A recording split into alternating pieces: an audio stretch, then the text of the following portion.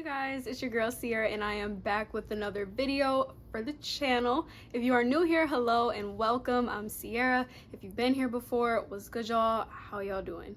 So for today's video, I am going to be revisiting that narcissist topic. Like I said, I was going to however long ago that was, and I'm going to talk to you guys today about healing from a narcissistic relationship. Now, being someone who has been in a relationship with a narcissist before, I feel like this is something that really needs to be talked about because I feel like there's not a whole lot of awareness around narcissism and how to identify one and dealing with one, how to handle one, and it's just a lot surrounding the topic of dealing with the narcissist. And I'm just going to be talking about how to heal from dealing with the narcissist, whether it was a narcissistic partner, a narcissistic parent, boss, close friend, co-worker, whatever the case. I'm going to be talking about how to heal from it.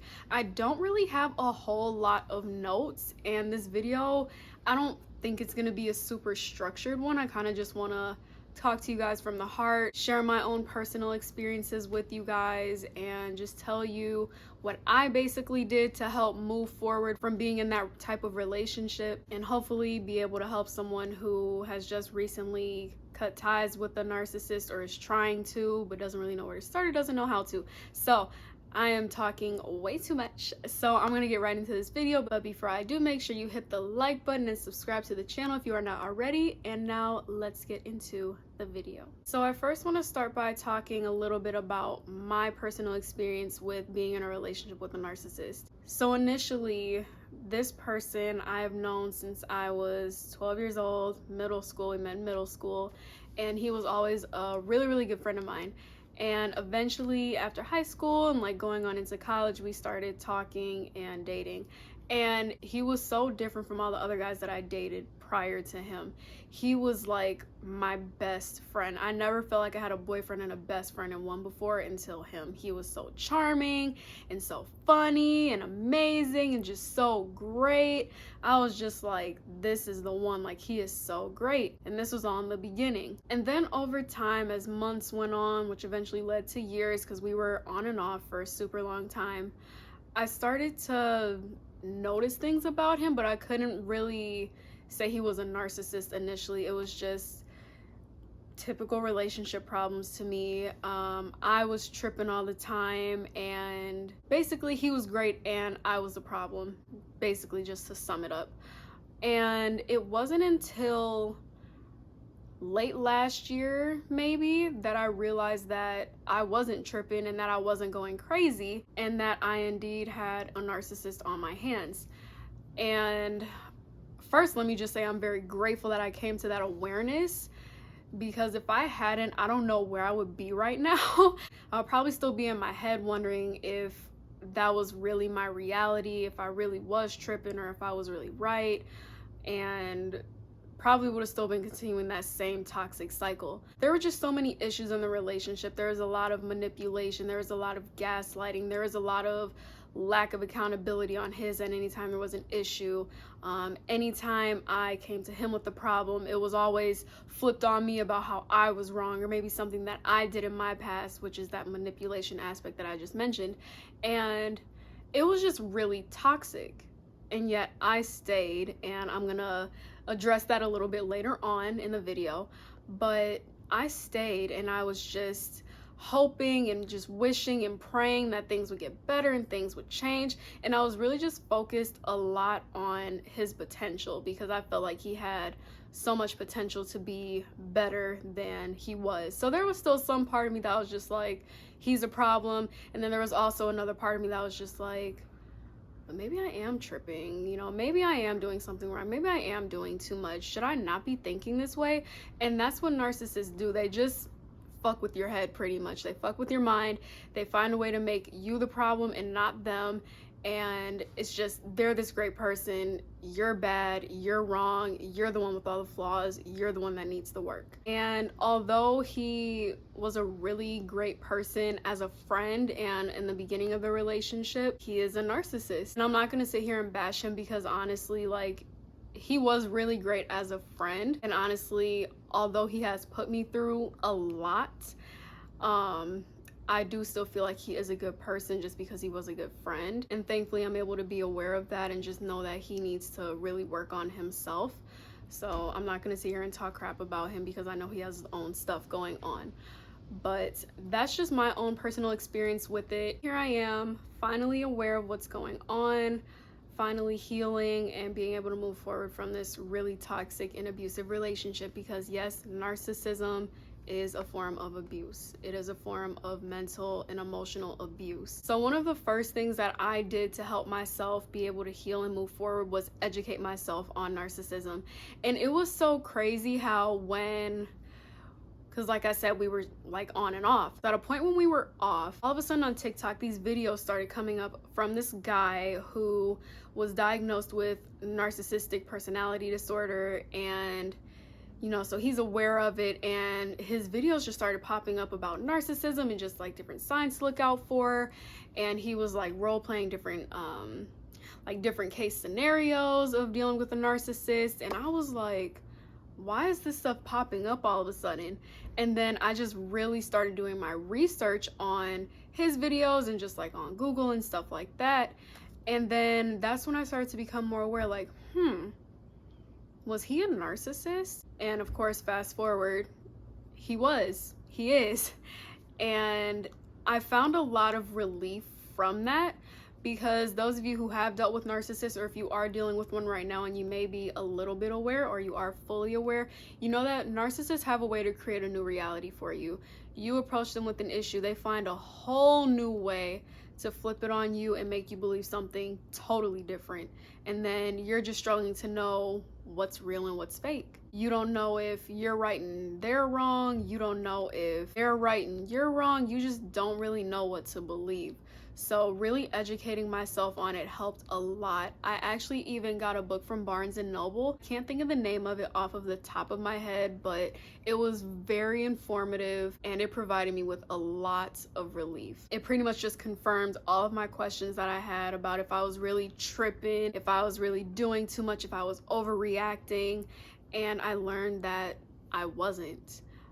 He was just manipulating me and gaslighting me and trying to make me believe something that wasn't my reality. So really just educating myself, looking stuff up on websites, reading about it. I love reading self-help books. So that really provided me a lot of comfort and relief, reading about narcissism and really educating myself on it. So now I know what to look for in the future if I come across another possible narcissist. The next thing I did, and something else that you all can do, is limit contact. And I say limit contact because sometimes you just cannot cut off all contact. If you are able to cut off all contact, do that. Block them on everything. That is one of the greatest forms of revenge towards a narcissist, is cutting them off so they no longer have access to you. As long as they know that they have access to you, they will keep coming around and just keep messing with you because they know that they can.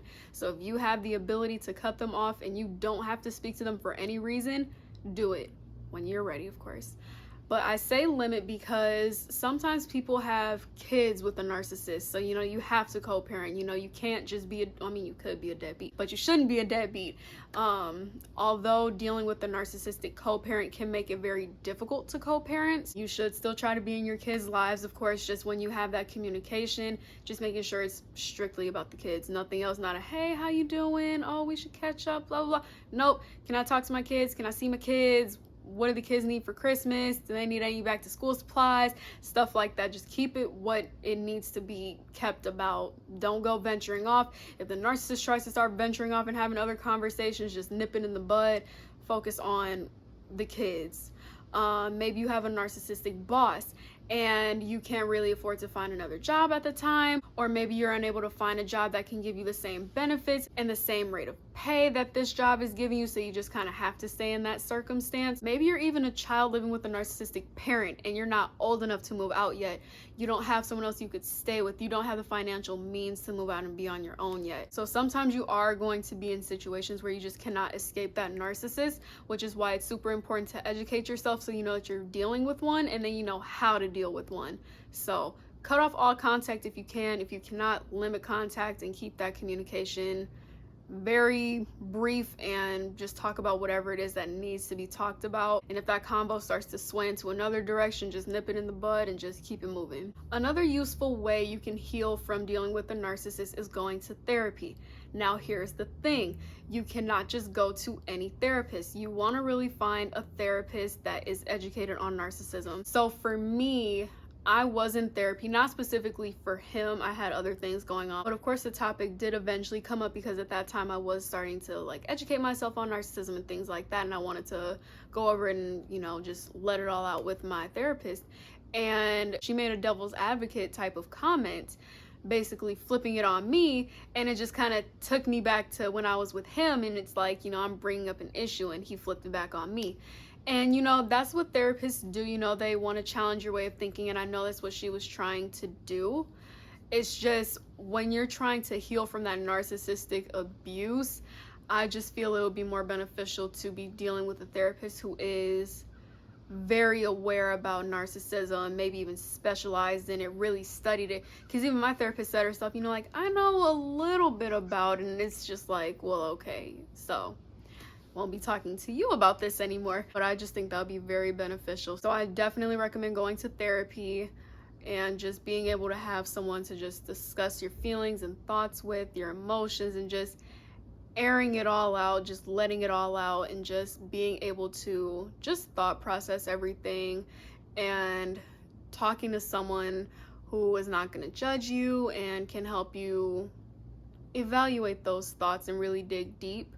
I think that's very beneficial. Therapy is always beneficial regardless of what it is, but that's my advice. Because chances are you probably have dealt with a narcissist for quite some time, whether it's been a certain amount of months, a certain amount of years. You may need therapy, and that's okay. And the last thing I did was really doing the inner work and also holding myself accountable. So by doing the inner work and holding myself accountable, this is going back to what I was addressing earlier about how I stayed in this relationship, this on and off relationship.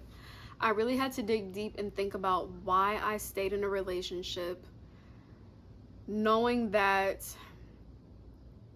I mean, I guess I didn't really realize that I was unhappy, but I did realize just like physically, I just felt exhausted when I was with him. And honestly, I wasn't aware at the time that I was dealing with him, that I was dealing with a narcissist. So when I was finally able to step away and separate from him and, you know, educate myself and heal, I really had to do some digging deep to think why I stayed with him. And I realized that it was because I didn't want to be alone, and he was my comfort zone. So at least with him, I knew what to expect. I could expect to have things flipped on me rather than starting over with someone new. And that was another thing too. I invested so much time, so many years of my life towards him, and I just did not want to give that up. I put in so much time, so many memories, so much money. No, but I just didn't want to start over, and I didn't want to be alone because I didn't know what else was out there for me. I just didn't want that change. I just wanted to have somebody, just to be able to say that I had somebody, which is not healthy, which I learned that's not healthy. You should not just settle to be with somebody just because they are there, because that's just gonna affect your mental health, and that clearly affected my mental health. So after doing that digging deep and holding myself accountable, and I know that sounds bad, it's just really though, in situations like that where we do have the power to walk away, you know, like if you're a child living with a narcissistic parent, you can't really have much control over that to an extent. Having a narcissistic boss, to an extent, you don't really have much control over it. If you allow yourself to feed into their narcissism, then yeah, then you kind of want to start looking at yourself and being like, okay, like, why am I feeding into this? So for me, I really had to hold myself accountable and tell myself, and being compassionate with myself, of course, just letting myself know, like, girl, yeah, he did do you wrong, because narcissists, they are definitely in the wrong. And also, you decided to stay knowing you were unhappy, knowing you weren't getting what you genuinely wanted and deserved from that relationship. So I had to hold myself accountable for that too. I do think that is a key factor in all of this too. Just making sure that when you are doing that, that you're being very gentle and compassionate with yourself. The last thing you need to do is be aggressive and harsh and judgmental towards yourself the same way that the narcissist was being towards you. You don't need that. You don't need to be doing that to yourself. You need to be gentle, compassionate, understanding, and allow yourself that patience to just forgive yourself, learn from the mistake, heal, and just don't make that same mistake again. I also had to take the time to learn myself again. Since I was so dedicated to him and so invested in him, I didn't have a sense of self anymore. I didn't know who I was. I didn't know what I liked and disliked to an extent. I didn't really have any hobbies or interests or anything. He was my hobby. He was my interest. He was my go-to person when I wanted to do something. So I really had to find things that I enjoyed doing alone. That's when I really got into reading self-help books. And I mean, I was just scrambling around to find whatever, honestly. I got into skincare. I was doing like adult coloring books, reading the self-help books, like I said. I was really just trying to find things that I genuinely liked. And thankfully, I have now found those things. I love reading self-help books. I love shopping by myself, but proceed with caution if you are a retail therapy type of person. And I really just wanted to invest in my self-love and self-care journey and just make sure that I was really nourishing and taking care of myself, trying to love on myself as best as I possibly could. And that's all that you really can do, is just really try to learn yourself again. Take that time to be alone and just heal. Learn yourself again. Learn to love yourself again. Because when you are with a narcissist for a super long time, you lose yourself, which sucks. So it's definitely going to take some time, especially if you're not able to just completely cut off all contact. But when healing from a narcissistic relationship, you just really have to take advantage of that time for yourself and just heal. It's going to be okay. You can do it. I did it. I'm still doing it. I've gotten so much better from doing all of these things, and I feel so much more at peace. I feel so much happier. I've been told that I look happier, which I feel is one of the greatest compliments anybody can give you, is that you look happier. And I am enjoying my solo dolo time for the time being, and it feels really good and peaceful, and I can't really complain. So that is all for today's video, you guys. I really hope I was able to bring some awareness and provide some words of comfort and support and give you all some guidance on how to heal from dealing with a narcissist, or how to navigate dealing with a narcissist if you are completely unable to cut ties with them. So if you enjoyed this video and you want to see more from me, be sure to give me a huge thumbs up. Make sure you are subscribed to the channel if you are not already. Leave some comments down below if you are dealing with a narcissist, or if you have gotten out of a narcissistic relationship. I would love to hear your guys' stories. Be sure to click the bell so you receive notifications every time that I post, and I will see you guys in my next video. Okay, bye.